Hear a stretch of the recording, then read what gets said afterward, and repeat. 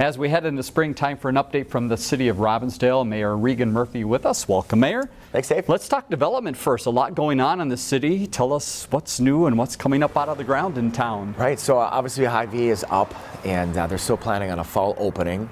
But across the street and down West Broadway, there's 2 proposals for apartment buildings.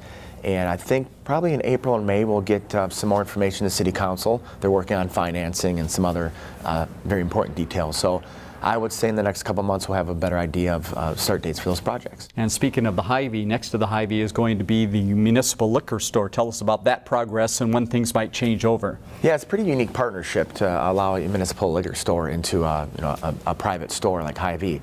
So we were really happy we were able to make that happen. And so the transition will probably take place after the store opens, so right around October, November, you can see the transition from our space in Robins Center to Hy-Vee. All right, let's talk a little bit about running. If you're a runner, get out there and get practicing because there's big events coming up in Robbinsdale. What's happening in May? Right, so obviously the weather's getting better, and in May 19th is the Birdtown Half Marathon, and we've got a kids fun run, a 4K and 8K and a half marathon, so there's something for everybody.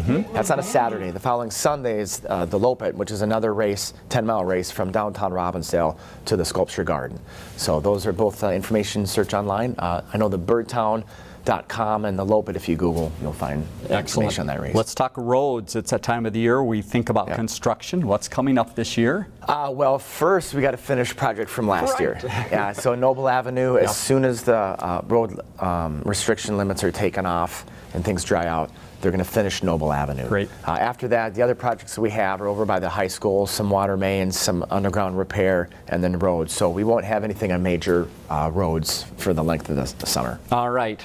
Talking about the nice weather, it's time to get outside maybe when things are a little greener out there, and a couple things to do. So Hockey Park and Twin Lake, what are some opportunities there thanks to partnerships with Three Rivers? Yeah, absolutely. Three Rivers has been fantastic. So we've been able to expand zero program to a lot of program at hockey, and one of which is a zip line, which I don't think everyone's ever done in Robbinsdale. So that'll be fun. I'll definitely give that a try.